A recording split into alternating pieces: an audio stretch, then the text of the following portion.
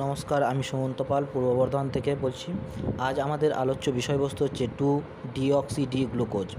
এই two deoxy D glucose DRDO এবং doctor Reddy's laboratory দ্বারা, যেটা হায়দ্রাবাদে অবস্থিত, এই ডক্টর রেড্ডিস ল্যাবরেটরি দ্বারা ডেভেলপ করা একটা বায়োমলিকুলস। এই বায়োমলিকুলসটি বর্তমানে কোভিড রোগীদের চিকিৎসায় ব্যবহৃত হচ্ছে।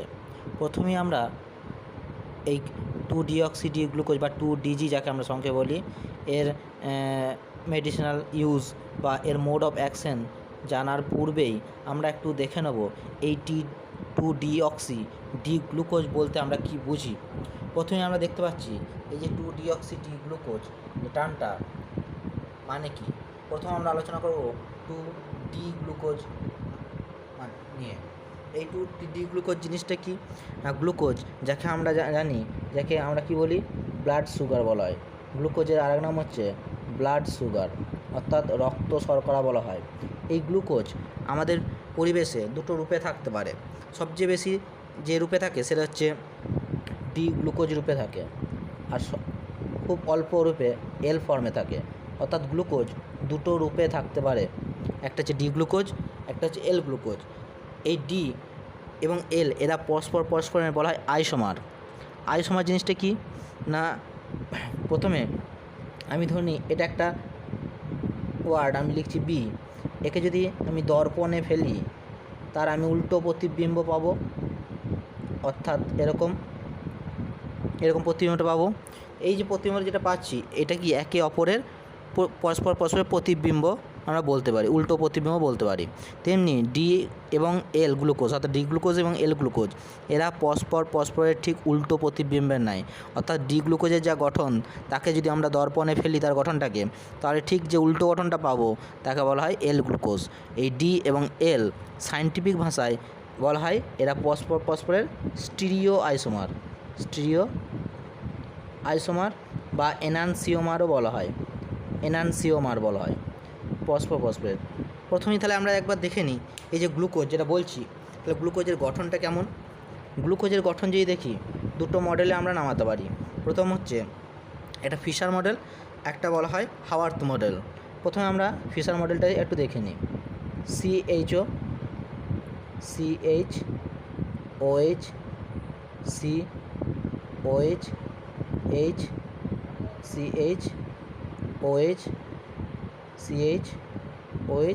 এবং CH2OH।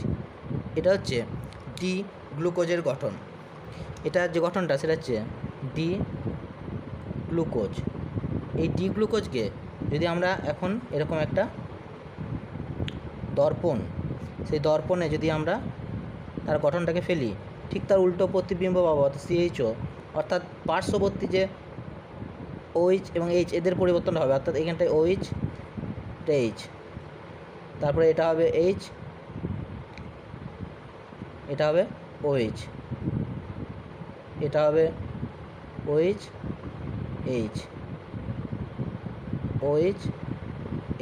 এবং CH2OH। এই যে গঠনটা পেলাম, এই গঠনটা বলা হয় এল গ্লুকোজ। এই এল গ্লুকোজ আর্টিফিশিয়ালিও তৈরি করা যায় এবং পরিবেশেও খুব অল্প পরিমাণে পাওয়া যায়। অনেক সময় ডায়াবেটিস রোগীদের ডি গ্লুকোজের পরিবর্তে এল গ্লুকোজও খেতে দেওয়া হয়। তো এই হচ্ছে ডি গ্লুকোজ এবং এল গ্লুকোজ বলতে আমরা বুঝি। অর্থাৎ এখানে যে ক্যাপিটাল ডি গ্লুকোজ বলছি তার গঠনটা হচ্ছে এটা হচ্ছে ডি গ্লুকোজ। তার পূর্বেই আমরা একটা টার্ম দেখতে পাচ্ছি, সেটা হচ্ছে টু ডিঅক্সি। এটার মানে কি টু ডিঅক্সি। তাহলে আমাকে দেখতে হবে যে এই যে গ্লুকোজের গঠনের টু কথা মানেটা কি। এই যে প্রথম এই যে 1 নম্বর কার্বন, এটা হচ্ছে 2 নম্বর কার্বন, এটা 3 নম্বর কার্বন, 4, 5, 6। আমরা জানি গ্লুকোজ হচ্ছে একটা 6 কার্বনযুক্ত শর্করা, 6টা কার্বন হেক্সোজ শর্করা। তার যে 2 নম্বর পজিশনের যে OH, এই 2 নম্বর পজিশনের যে OH-এর এই যে ওটা ডি। কেমিস্ট্রিতে ডি কথার অর্থ হচ্ছে বাদ দিয়ে দেওয়া বা ডিডাক্ট মানে বাদ দিয়ে দেওয়া, অর্থাৎ এই OH-টা তখন থাকে না। এই OH লেস, 2 নম্বর পজিশনে OH লেস যে স্ট্রাকচারটা পাবো গ্লুকোজের, তখন তার নাম হয় টু ডিঅক্সি ডি গ্লুকোজ। এই হচ্ছে গঠন।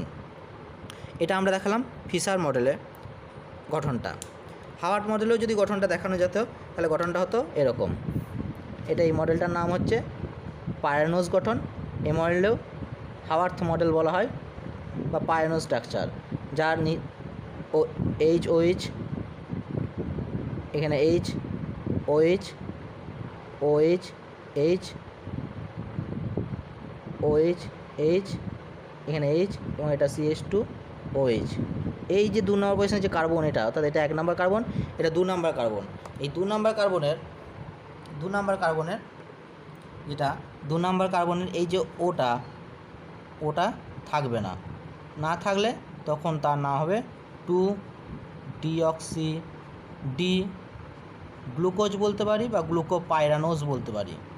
গ্লুকোপাইরানোজ যেহেতু স্ট্রাকচারটা 6 হাত বিশিষ্ট, মানে 6 হেক্সাগোনাল, সেই জন্য এর নাম হচ্ছে পাইরানোজ। যাই হোক, আমরা গঠন সম্পর্কে কিছুটা জানলাম যে কেন এরকম নামকরণ করা হচ্ছে।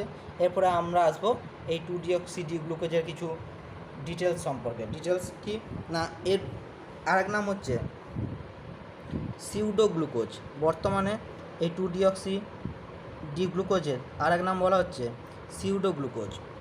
বিজ্ঞানী গ্যারিকা ক্যানাট তিনি প্রথম এই 2-ডিজিকে ব্যবহার করেছিলেন মৃগী রোগের চিকিৎসার জন্য। প্রথম তিনি 2-ডিকে ব্যবহার করেন, সেই জন্যে 2-ডিজি অর্থাৎ এই 2-ডিঅক্সি-ডি গ্লুকোজ একটা অ্যান্টি এপিলেপটিক ড্রাগ হিসেবে প্রথমে ব্যবহৃত হতো। অ্যান্টি এপিলেপটিক ড্রাগ অর্থাৎ মৃগী রোগের চিকিৎসায় বা কিছু নিউরো রোগের চিকিৎসায় এটি ব্যবহৃত হতো।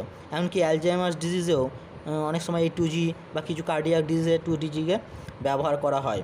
বর্তমানে টিউমার কোষে দেখা গেছে যে টিউমার কোষের যে গ্লুকোজ যে সাথে সাথে 2-ডিজিও গ্রহণের আসক্তি অনেক বেশি, অর্থাৎ টিউমার কোষ দেখা যাচ্ছে গ্লুকোজকে বেশি করে আপটেক করে এবং তার সাথে সাথে 2-ডিজিকেও তার প্রতি আসক্তি অনেক বেশি। সেই জন্য এই 2-ডিজি যদি আমরা ওই টিউমার কোষে দিই তাহলে দেখা যাবে এই 2-ডিজি কী করছে, কোষের বৃদ্ধি ব্যাহত করছে।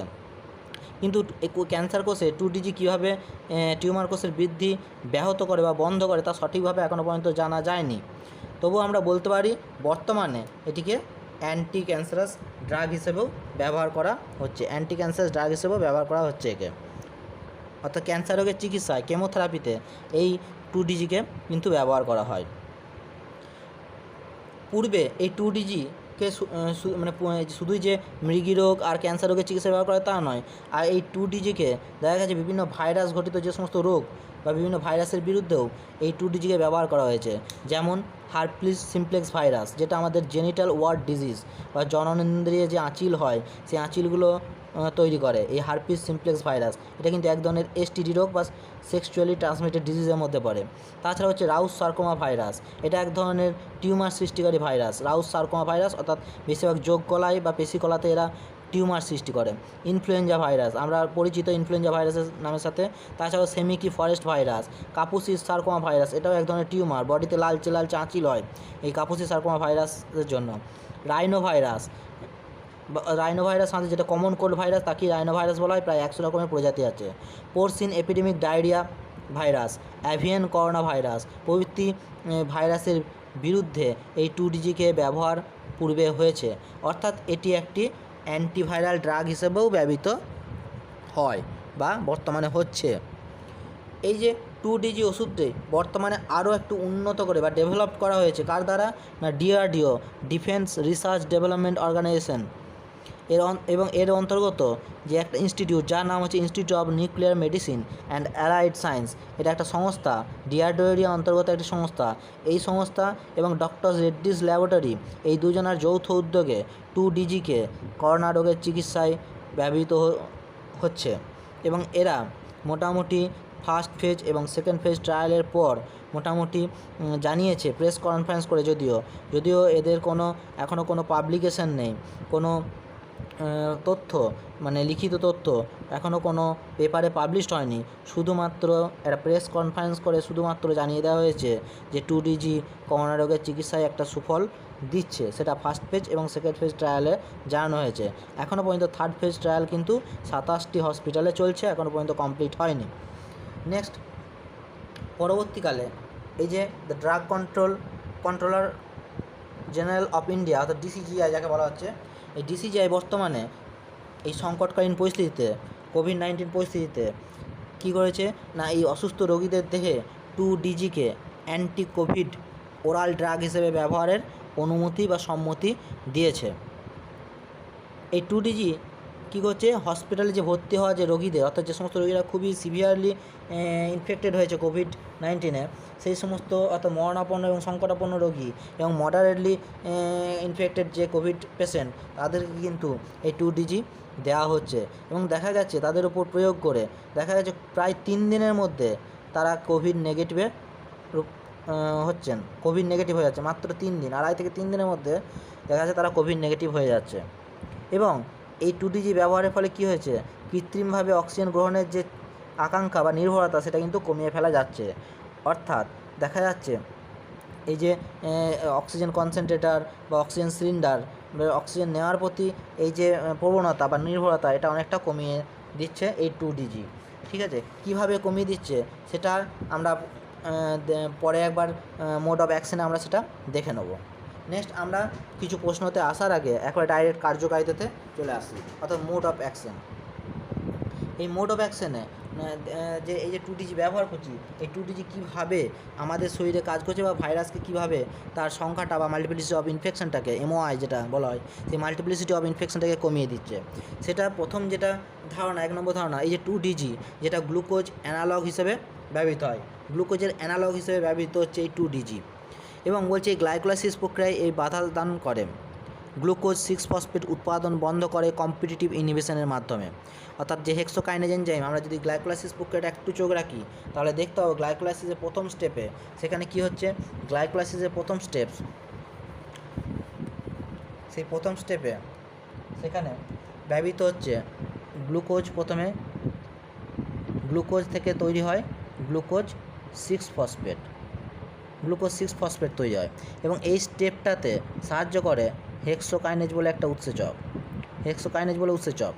এবং এইখানে গ্লুকোজের কম্পিটিটিভ ইনহিবিটর হিসেবে কাজ করছে এই 2DG, নিয়ে গ্লুকোজ 6-ফসফেট উৎপাদনটাকে বন্ধ করছে বা কমিয়ে ফেলছে।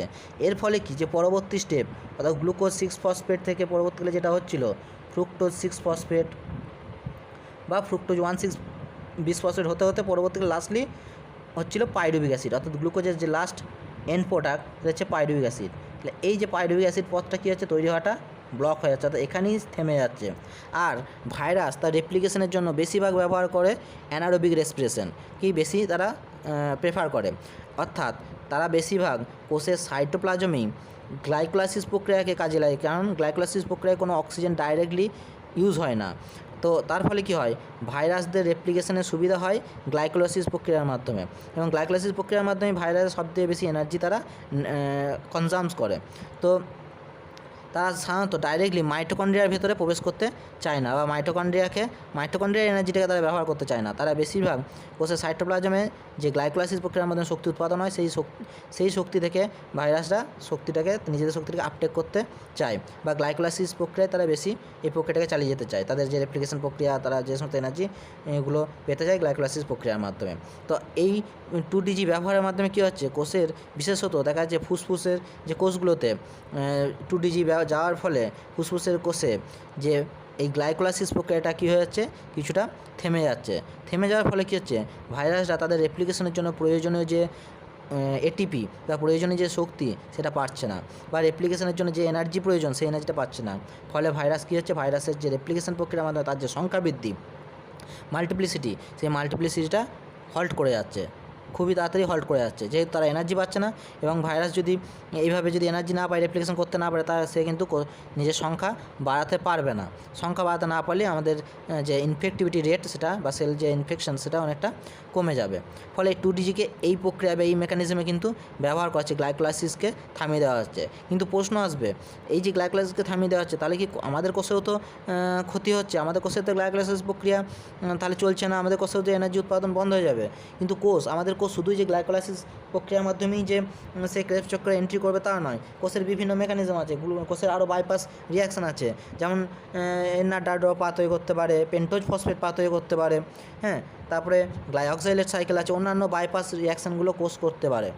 এবং এই অবস্থায় আমাদের সবচেয়ে বেশি অ্যামিনো অ্যাসিড জাতীয় বা প্রোটিন জাতীয় খাদ্যগুলোকে বেশি গ্রহণ করতে বলছে। এই কারণেই কারণ গ্লুকোজ যত বেশি আপটেক করব, সেই গ্লুকোজ আমাদের যে মেটাবলিজমের জন্য বা আমাদের রেসপিরেশনে গ্লুকোজকে রেসপিরেশন করার জন্য বা মেটাবলাইজ করার জন্য প্রচুর পরিমাণে অক্সিজেন প্রয়োজন হয়, হ্যাঁ, যেটাকে আমরা সাধারণত হচ্ছে ফ্লোটিং রেসপিরেশন আমরা বলি। ফ্লোটিং রেসপিরেশন যেখানে গ্লুকোজ অ্যাজ এ সাবস্টেন্স হিসেবে মেন সাবস্টেন্স হিসেবে ব্যবহৃত হয় এবং সেখানে গ্লুকোজকে মেটাবলাইজ করার জন্য প্রচুর পরিমাণে অক্সিজেনের প্রয়োজন হয়। সেই অক্সিজেন এমনিতেই রোগী অক্সিজেনের অভাবে ভুগছে, তারপর যদি বেশি করে গ্লুকোজ বা কার্বোহাইড্রেট জাতীয় খাবার গ্রহণ করে তাহলে আরও বেশি অক্সিজেন লাগবে এবং বডি আরও অক্সিজেন স্টারভেশনের দিকে চলে যাবে। সেই জন্য বলা হচ্ছে বেশি করে প্রোটিন জাতীয় খাদ্য গ্রহণ করতে, কারণ প্রোটিন জাতীয় খাদ্য গ্রহণ করলে সেই প্রোটিন কিন্তু সাধারণত গ্লাইকোলাইসিসে প্রবেশ করে না, প্রোটিন ভেঙে অ্যামিনো অ্যাসিড রূপান্তরিত হয় এবং অ্যামিনো অ্যাসিড বাইপাস রিয়াকশানের মাধ্যমে সে বিভিন্ন ধরনের কম্পাউন্ড সৃষ্টি করে নেয় এবং এনার্জি তৈরি করে।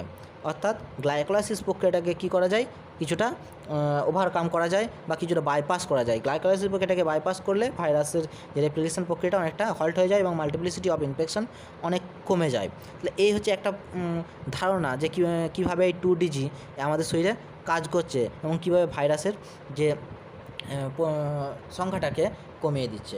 নেক্সট আমরা দ্বিতীয় যে ধারণাটা আসছে সেটা হচ্ছে ম্যানোজের সাথে গঠনগতভাবে কিছু সাদৃশ্য থাকে। এই যেটা ম্যানোজও কিন্তু সাধারণত দেখা যায় 2DGর সাথে কিছু গঠনগত সাদৃশ্য থাকার জন্যে আমাদের কোষে যে এন গ্লাইকোসাইলেশন যে পদ্ধতি বলা হয় বা গ্লাইকোলাইসেশন পদ্ধতি, যেটা সেই পদ্ধতিতে বন্ধ রাখে এবং স্ট্রেস বাড়িয়ে দেয় এবং আনফোল্ডেড প্রোটিন রেসপন্সকে প্রভাবিত করে। এর মানে কি, আমাদের কোষে যখন কোনো প্রোটিন তৈরি হয়, প্রাথমিক যে কোনো প্রোটিন, সেই প্রোটিনটা সাধারণত থাকে লিনিয়ার স্ট্রাকচারে, সেটাকে কী হচ্ছে ফোল্ডিং করতে হয়, তবে সেই প্রোটিনটা তার অ্যাকশন বা তার কার্যকারিতা শো করতে পারে। অর্থাৎ প্রোটিনটা প্রথমেই কিন্তু একদম পরিণত বা পূর্ণাঙ্গ বা ম্যাচিউরড ফর্মে আসে না, প্রথমে একটা লিনিয়ার অ্যামিনো অ্যাসিডের চেন থাকে, সেটা বিভিন্ন ধরনের চ্যাপেরন প্রোটিন সেগুলোকে ফোল্ডিং করে বা পোস্ট ট্রান্সলেশনাল মডিফিকেশন ঘটে। যে মডিফিকেশনের একটা নাম হচ্ছে এন গ্লাইকোসাইলেশন পদ্ধতি। এই গ্লাইকোসাইলেশন হলে একটা প্রোটিনের মডিফাই হয় এবং প্রোটিন তার কার্যকারিতা যে রূপ, সেই রূপটা পায়। তাহলে এই যদি গ্লাইকোসাইলেশন পদ্ধতি যদি বন্ধ করে দেয়, তাহলে আমাদের কোষের যে রাইবোজোমকে ব্যবহার করে ভাইরাস যে তার যে প্রোটিনগুলো তৈরি করছিল, সেই প্রোটিনগুলোর গ্লাইকোসাইলেশন না হওয়ার ফলে তার প্রোটিনগুলো পরিণতি লাভ করতে পারে না। অর্থাৎ অনেক নন স্ট্রাকচারাল প্রোটিন অর্থাৎ এনএসপি বা কিছু স্ট্রাকচারাল প্রোটিন সেইগুলো থেকে যায়, মানে কার্যকারিতা ঠিকঠাক থাকে না বা নিষ্ক্রিয় অবস্থায় থেকে যায়। ঠিক আছে, এই নন স্ট্রাকচারাল প্রোটিনগুলি পরবর্তীকালে আমাদের ক্ষেত্রে অনেক সময় কী করতে পারে, ক্ষতি করতে পারে। কিন্তু এতে এন গ্লাইকোলাইসেশন পদ্ধতি বন্ধ রাখার ফলে ভাইরাসের যে অ্যাক্টিভ প্রোটিন বা অ্যাক্টিভ ক্যাপসিড সৃষ্টিকারী প্রোটিন সেগুলো কিন্তু ঠিকঠাক তৈরি হতে পারে না। তাছাড়াও স্ট্রেস বাড়িয়ে দেয়। স্ট্রেস মানে এত দ্রুত হারে ভাইরাস তার রেপ্লিকেশন করে কোষের ভেতরে যে অনেক সময় আমাদের কোষের যে এন্ডোপ্লাজমিক রেটিকুলাম সে আর কাজ বন্ধ করে দেয়, অর্থাৎ স্ট্রেস হয়ে যায়, তার প্রচুর চাপ হয়ে যায়। অনেক সময় এই 2DG ব্যবহারের ফলে কী হয়, আমাদের কোষে আর্টিফিশিয়ালি স্ট্রেসকে বাড়িয়ে দেওয়া হয়, আরও বেশি করে বাড়িয়ে দেওয়া হয়, কারণ যত স্ট্রেস বাড়বে সে প্রোটিন সিনথেসিসকে বন্ধ করে দেবে, প্রোটিন সিনথেসিসের যে হার, সেটা হারটাকে কী হচ্ছে কমিয়ে দেবে। এর ফলে একাধারে যেমন ভাইরাসের প্রোটিন সংশ্লেষ অনেক কমে যাবে, তেমনি আমাদের কোষেরও প্রোটিন সংশ্লেষের হার অনেকটা কমে যাবে। কিন্তু একটা ভালো দিক কী, যে এই যে প্রোটিনগুলো সিনথেসিস হওয়া কমে যাওয়ার ফলে ভাইরাসের যে ভাইরাল লোডটা, সেই লোডটা কমে যাবে। তাছাড়াও আনফোল্ডেড প্রোটিন রেসপন্স শুরু হয়ে যায়। অর্থাৎ আমি কিছুক্ষণ আগেই বললাম যে প্রোটিনগুলো তৈরি হয়, সেই প্রোটিনগুলো ফোল্ডিংয়ের প্রয়োজন হয়, কিন্তু যখনই স্ট্রেস হতে শুরু করবে তখনই প্রোটিনগুলো আনফোল্ডেড অবস্থাতেই থেকে যাবে। অর্থাৎ প্রোটিনগুলো যেন আনফোল্ডেড অবস্থাতেই থাকে, সেটাই চেষ্টা করে কোষ, যাতে প্রোটিনগুলোর ফোল্ডিং না হয়। প্রোটিন ফোল্ডিং হলেই বা মিসফোল্ড প্রোটিন তৈরি হলেই কোষের ব্যাঘাত ঘটবে, কোষের কার্যকারিতাতে সমস্যা দেখা যাবে। অর্থাৎ এই যে ভাইরাল প্রোটিনগুলো যাতে ফোল্ডিং না হতে পারে, তার ক্যাপসিড গঠনের জন্য পরিণতি না হতে পারে, সেই চেষ্টাই করে আমাদের এই কোষগুলো তখন। অর্থাৎ 2DG প্রয়োগ করলে একাধারে এন গ্লাইকোসাইলেশন বন্ধ হয়, স্ট্রেস বাড়িয়ে দেয় এবং প্রোটিন যে ফোল্ডিং, সেই ফোল্ডিংটা বন্ধ হয়ে যায়। ফলে ভাইরাসের যে ক্যাপসিড গঠনের হার বা পূর্ণাঙ্গ ভাইরাস গঠনের হার বা মাল্টিপ্লিসিটি অফ ইনফেকশন, সেটা অনেকটা আমাদের কমে যাচ্ছে। এটা হচ্ছে দ্বিতীয় কারণ।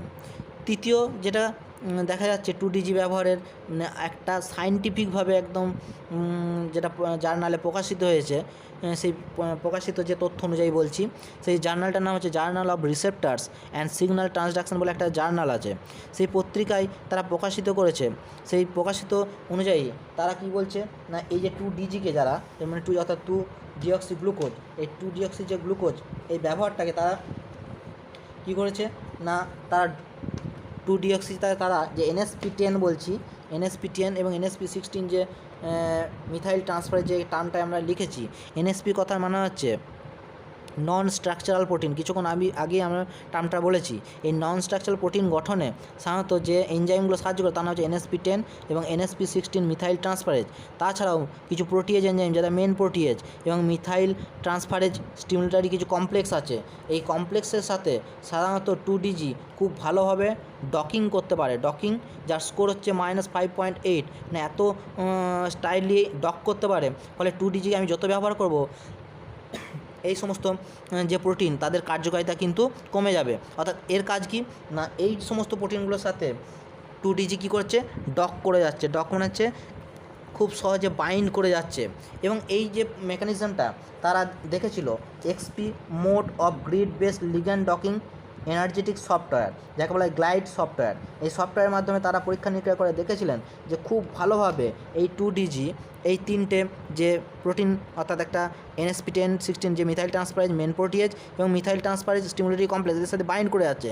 যখনই বাইন্ড করে যাচ্ছে তাহলে ভাইরাস তার যে নন স্ট্রাকচারাল প্রোটিন সিনথেসিসের জন্য প্রয়োজনীয় যে উৎসেচকটা অর্থাৎ এই উৎসেচকটা, সেই উৎসেচকটা কাজ করতে পারছে না। অর্থাৎ ক্যাপসিডও তৈরি করতে পারছে না, প্লাস অর্থাৎ মেন প্রোটিয়েজ এনজাইম সেও ব্লক হয়ে আছে, যে স্টিমুলেটরি কমপ্লেক্স তারাও ব্লক হয়ে আছে। অর্থাৎ তার যে পুরোপুরি যে ক্যাপসিড গঠন বা এনভেলপ গঠন, সেই ক্যাপসিড গঠনগুলো পুরোপুরিভাবে কী হয়েছে, হল্ট করে যাচ্ছে। আমরা যদি একটা এই যে কীভাবে হল্ট করে তার যদি আমরা একটা চিত্র আকারে আমরা যারা দেখি তাহলে দেখতে পাবো, ছবিতে আমরা দেখতে পাবো যে ভাইরাসটা যখন এন্ট্রি করে তখন সে ক্যাপসিড কোষের ভেতরে এন্ট্রি করার পর ক্যাপসিডটাকে সে প্রথমে আনফোল্ডিং করে, তারপরে তার সিঙ্গল স্ট্যান্ডার্ড আরএনএকে ডাইরেক্টলি প্লাস সিঙ্গল স্ট্যান্ডার্ড আরএনএকে অর্থাৎ পজিটিভ সিঙ্গল স্ট্যান্ডার্ড আরএনএ সেটাকে সে প্রথমে নিয়ে যায় কোথায়, রাইবোজোমের কাছে। আমাদের কোষেরই রাইবোজোম, আমাদের কোষের রাইবোজোমই সে ব্যবহার করে। সে আমাদের কোষের রাইবোজোমের এটা চেনার ক্ষমতা নেই যে আমি কার আরএনএকে ট্রান্সলেট করছি। ও আরএনএ পাবে অর্থাৎ অ্যাক্টিভ এমআরএনএ বা পজিটিভ স্ট্র্যান্ড আরএনএ যখনই পাবে তখনই কিন্তু সে প্রোটিন সিনথেসিসের জন্য কাজ শুরু করে দেবে। সে কখনো ডিটেক্ট করে না যে এ ভাইরাল এমআরএনএ না আমাদের নিজস্ব সেলুলার এমআরএনএ, এটা ডিটেকশন ক্ষমতা রাইবোজোমের নেই। সেই জন্যে ভাইরাসের আরএনএ খুব সহজেই রাইবোজোমের সাথে সংযুক্ত হয়ে সে তার যে পলিপেপটাইডস বা পলিপ্রোটিন সেগুলো তৈরি করে নেয় এবং বিভিন্ন প্রোটিন উৎসেচকের সহায়তায় সেগুলো কী করে, এনজাইম তৈরি করে, ক্যাপসিড তৈরি করে, বিভিন্ন ধরনের ম্যাট্রিক্স প্রোটিন তৈরি করে, স্পাইক প্রোটিন তৈরি করে এবং কিছু নন স্ট্রাকচারাল প্রোটিন তৈরি করে। নন স্ট্রাকচারাল প্রোটিন মানে যে প্রোটিনগুলো ভাইরাসের কোনো কাজে লাগবে না, শুধুমাত্র আমাদের সেইগুলো হয়তো অ্যান্টিজেন হিসেবে কাজে মানে আমাদের শরীরে সেগুলো অ্যান্টিজেন হিসেবে কাজ করবে। ওই নন স্ট্রাকচারাল প্রোটিনগুলোই আমাদের সবচেয়ে বেশি ক্ষতি করে। এই নন স্ট্রাকচারাল প্রোটিনগুলোই পরবর্তীকালে কী হয় না আমাদের অ্যালভিওলার সেলে আসে। অ্যালভিওলার সেলে যখন নন স্ট্রাকচারাল প্রোটিনগুলো প্রবেশ করার পরই তা আমাদের কোষ থেকে কিছু রেসপন্স শুরু হয়। সেই রেসপন্সটা কি, সেই রেসপন্সটা প্রথমে হচ্ছে ইন্টারলিউকিন 1 এবং টিউমার নেক্রোসিস ফ্যাক্টর আলফা এবং ইন্টারলিউকিন 6 এগুলো তৈরি হয় সেই তার এগেনস্টে রেসপন্স দেওয়ার জন্য। কিন্তু ইন্টারলিউকিন 6 যত বেশি করে তৈরি হবে, এই ইন্টারলিউকিন 6 সে চলে আসে কোথায়, আমাদের যে রক্তবাহ সেই রক্তবাহতে চলে আসে। রক্তবাহতে যখন ইন্টারলিউকিন 6 চলে এলো, রক্তবাহের পোরোসিটি বেড়ে যায় এবং রক্তবাহ থেকে অধিক তরল নির্গত হতে শুরু করে, অনেক লিকুইড পদার্থ বা জলীয় পার্ট নির্গত হতে শুরু করে। যে জলীয় পার্ট বা তরল পদার্থগুলো ফুসফুসের অ্যালভিওলারের চারিপাশে জমা হয়ে একটা আঠালো অংশ বা একটা ইডিমা তৈরি করে।